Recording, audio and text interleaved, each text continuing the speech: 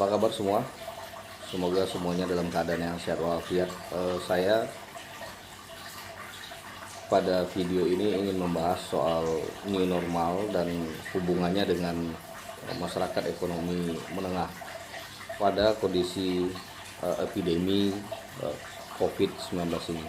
Saya melalui video ini ingin mengusulkan kepada pemerintah bahwa pada kerangka new normal ini adalah momentum yang baik bagi pemerintah untuk lebih memperhatikan atau lebih meningkatkan kepedulian kepada kelompok masyarakat ekonomi menengah.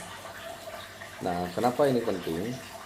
Ya karena sebenarnya kelompok menengah ini dalam banyak hal sering tidak mendapatkan semacam perhatian yang cukup dari berbagai kebijakan-kebijakan yang ada, sehingga pada kondisi-kondisi tertentu kemudian kelompok ekonomi menengah inilah yang paling merasakan dampak dari sebuah kebijakan di Republik ini. Rasionalnya begini, seperti yang kita semua sudah rasakan hari ini, bahwa COVID-19 itu memberikan dampak yang cukup luas kepada semua orang, ya, dan semua usia, semua profesi, semua aktivitas, bahkan aktivitas-aktivitas yang sangat individual sekalipun kemudian juga berdampak. Nah, sehingga kalau dikategorisasi terdampak, ya semua orang terdampak. Nah, tetapi persoalannya adalah tidak seluruh orang yang terdampak itu kemudian memiliki kesadaran keterdampakan. Nah, sehingga kemudian pada saat seharusnya kooperatif untuk sama-sama menjadi bagian dari mencegah berkembangnya COVID-19, tetapi kemudian sebagian orang justru secara sukarela menyediakan diri sebagai inang. Yang saya maksud secara sukarela menyediakan diri sebagai inang itu adalah dengan kesadarannya dia tidak mengikuti protokol kesehatan yang ditetapkan oleh pemerintah. Nah, kenapa begitu? Karena banyak hal. Di antaranya menurut saya itu adalah solidaritas kebersamaan yang kemudian tidak muncul secara general. Ada sebagian yang kemudian tersentuh oleh kebijakan negara dan ada sebagian yang kemudian tidak tersentuh oleh kebijakan negara.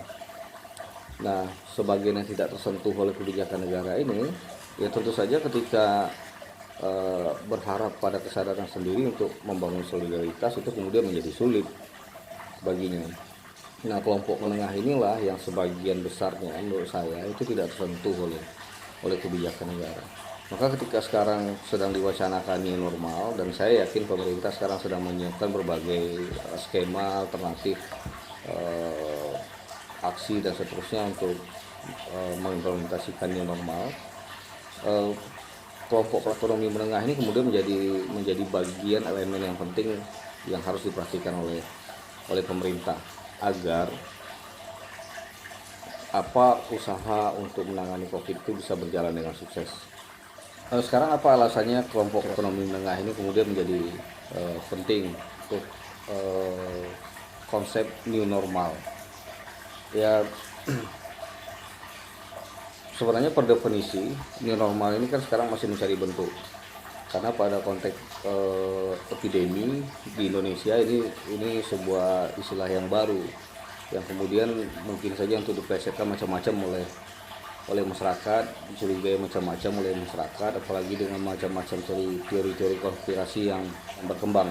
Nah, tetapi apapun persoalannya, kalau seandainya kita memang akan kembali menggerakkan roda ekonomi, menggerakkan kehidupan sosial masyarakat dan seterusnya, maka new normal ini memang pilihan yang harus dilakukan.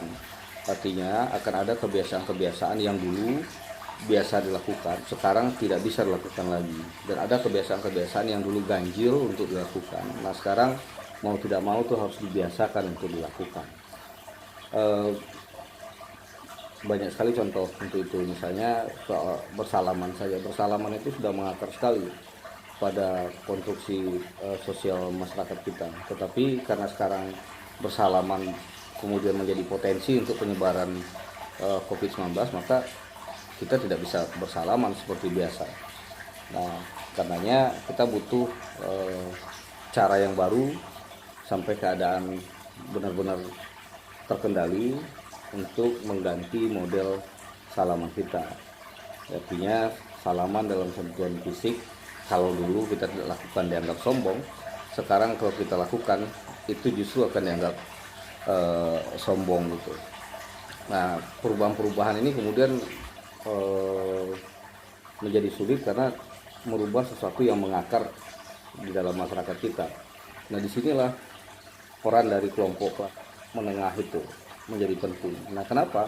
Pertama, karena jumlah kelompok ekonomi menengah ini mayoritas sebenarnya di Indonesia.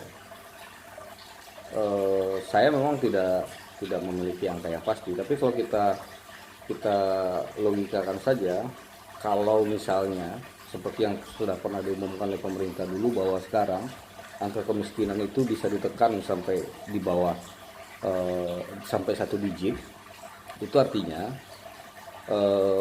yang miskin itu di bawah 10%. Nah, kemudian kelompok elit yang menguasai ekonomi Indonesia dalam banyak pemberitaan itu tidak lebih dari 10%. Artinya 80% orang Indonesia ini kemudian ada di antara miskin dan elit gitu, dan sangat kaya. Nah, di bawah itu mungkin ada kaya saja, mungkin yang penghasilannya 50 juta ke atas misalnya, itu mungkin bisa kita sebut kategori kaya. Tetapi sebenarnya yang 50 juta lebih itu juga bukan jumlah yang mayoritas. Yang mayoritas itu adalah gajinya UMR sampai 10-15 juta di Indonesia ini per bulannya. Nah, kelompok inilah jumlahnya paling banyak. Jadi kalau misalnya di bawah 10% yang miskin, kemudian tidak sampai 20% katakanlah begitu yang kaya, itu artinya kan ada sekitar 70% orang Indonesia itu ada di kelas ekonomi menengah. Nah, 70% inilah yang memiliki kebiasaan yang mengakar tadi itu, salaman, silaturahim, dan seterusnya. Karenanya kesiapan kelompok kelas ekonomi menengah ini kemudian menjadi penting sekali diperhatikan oleh pemerintah, karena jumlahnya yang luar biasa dan akan berpengaruh kepada bagaimana pemerintah akan menangani COVID-19. Lalu yang kedua kelompok menengah ini kemudian kondisinya menjadi yang paling terjepit dalam berbagai kebijakan-kebijakan yang ada. Nah, kadang-kadang kita melihat seolah-olah negara ini hanya terdiri dari 3 kelompok masyarakat saja. Pertama, kelompok masyarakat miskin, yang kedua kelompok bisnis, ekonomi KM dan seterusnya, dan yang ketiga kelompok elit, pemilik perusahaan-perusahaan besar. Kelompok miskin dan ketiga kelompok ini disentuh oleh berbagai kebijakan yang pada intinya berusaha untuk meringankan beban yang akan mereka terima karena COVID. Yang miskin bermacam bantuan, BLT, kemudian dari solidaritas komunitas juga dapat bantuan, sehingga dari bermacam-macam bantuan itu daya survive-nya kemudian terbangun misalnya. Nah, sementara kelompok ekonomi bisnis, macam-macam paket kebijakan ekonomi bisnis yang juga dikeluarkan, pengurangan pajak, stimulus ekonomi, sampai penundaan pembayaran kredit perbankan dan seterusnya. Nah, yang juga kemudian ini skema ini kemudian juga dinikmati oleh kelompok yang elit. Nah, persoalannya di kelas menengah yang seperti ini itu tidak terasa. Mereka tidak bisa terima bantuan sebagai orang miskin, juga tidak punya ketahanan ekonomi sebagai orang kaya. Apalagi yang dia bekerja sebagai ASN, pegawai swasta dan seterusnya gitu, yang berpenghasilan tetap. Nah, ini ini nyaris tidak dapat apa-apa gitu. Dapat bantuan miskin tidak bisa, dapat bantuan kaya juga tidak bisa. Nah, sementara ruang geraknya terbatas, malah di beberapa organisasi swasta itu ada pengurangan gaji, dan kemudian kemarin juga kita dengar sempat ada wacana untuk memotong gaji ASN sampai 50% misalnya. Nah, tetapi sebenarnya yang dilupakan adalah stimulus untuk kelompok ekonomi menengah ini tidak ada. Misalnya dalam keadaan yang serba terbatas itu, mereka kelompok ekonomi menengah ini kemudian kan punya biaya ekstra untuk beli APD, hand sanitizer dan seterusnya, masker. Kemudian karena di rumah saja belanja pakai fasilitas online ya, yang biayanya tentu saja tidak sama kalau mereka belanja ke pasar gitu misalnya kan. Artinya ada penambahan pengeluaran sementara penghasilannya tetap atau malah berkurang dan tidak dapat stimulus dari pemerintah. Kemudian selain itu juga ada persoalan misalnya kalau KPR gitu, yang saya perhatikan dari Maret, April, Mei tidak ada pengurangan suku bunga untuk KPR. Artinya potongannya tetap, pengeluarannya tetap, pengeluaran rutinnya tetap, ada pengeluaran tambahan, penghasilannya tidak bertambah. Di sekolah juga begitu, anak-anaknya SPP-nya juga relatif sama, apalagi yang sekolah-sekolah swasta itu ya paling berkurang 50.000, 100.000 misalnya dari SPP-nya. Yang anaknya kuliah di perguruan tinggi juga, termasuk perguruan tinggi negeri juga tidak ada pengurangan. Bahkan di koperasi pegawai pun itu tidak ada pengurangan apa-apa, sehingga keadaan ini kemudian menjadi sulit bagi kelompok ekonomi menengah gitu. Nah, karena berbagai kesulitan itu, maka kebijakan-kebijakan pemerintah tentu saja kemudian tidak mendapatkan respon yang positif gitu dari kebanyakan masyarakat ekonomi menengah. Walaupun tidak semua begitu, banyak juga yang merespon positif, tetapi banyak yang tidak respon positif. Itu bisa kita lihat saja bahwa yang memenuhi jalan-jalan hari ini itu rata-rata orang-orang yang memiliki kendaraan sepeda motor, handphone dan seterusnya, termasuk yang membuat keluhan-keluhan bahkan kemudian melakukan pelanggaran undang-undang ITE di medsos itu juga orang-orang yang secara ekonomi itu ada di ekonomi menengah tadi itu. Jadi posisinya terjepit, solidaritas itu tidak sampai kepada masyarakat ekonomi menengah. Nah, sehingga ketika kalau kemarin PSBB dan sekarang PSBB kemudian kita akan beranjak menuju new normal, itu responnya tidak seragam dari masyarakat ekonominya. Malah sekarang muncul istilah baru misalnya covidiot gitu. Artinya covidiot itu kelihatannya ditujukan kepada orang-orang yang menganggap covid ini sepele, apalagi dan menganggap itu bagian dari bentuk konspirasi dan sangat mudah percaya pada hoax yang beredar di covid, dan itu ada di grup-grup WA gitu ya. Kemudian wajar-wajar saja karena memang solidaritas ini tidak muncul. Masyarakat ekonomi menengah ini kemudian tidak bisa akses kepada hal-hal yang meringankan mereka dalam keadaan yang tidak normal seperti sekarang. Nah, ini sebenarnya tidak terjadi sekarang saja, tapi juga terjadi pada banyak kebijakan yang sebelum-sebelumnya, sebelum COVID-19. Kelompok kelas ekonomi menengah ini cenderung tidak mendapatkan perhatian yang bagus. Nah, padahal sebenarnya alasan ketiga pentingnya kelompok kelas ekonomi ini diperhatikan adalah karena jumlahnya yang mayoritas dan ekonominya yang relatif menengah, pendidikannya juga relatif tinggi. Pendidikan keluarganya juga relatif tinggi, sehingga sebenarnya kelompok kelas ekonomi menengah yang jumlahnya banyak tadi itu dengan tingkat pendidikannya yang lumayan bagus itu sebenarnya bisa digerakkan dengan mudah atau lebih mudah untuk digerakkan untuk mengembangkan solidaritas kebangsaan kita terkait dengan COVID-19 ini. Jadi bagaimana supaya pandemi ini dicegah itu harusnya corong bicaranya itu kemudian bisa dilakukan oleh masyarakat yang ekonomi menengah. Dan ekonomi menengah ini juga memiliki relasi sosial yang relatif lebih intens dibanding lain. Kalau yang elit tentu saja agak sulit untuk berbicara pada bahasa rakyat misalnya kan. Kalau yang miskin karena keadaan tidak sempat lagi untuk memiliki biaya sosial. Nah, kelompok ekonomi menengah ini yang memiliki biaya sosial, waktu sosial dan intensitas sosial yang lebih tinggi untuk digerakkan.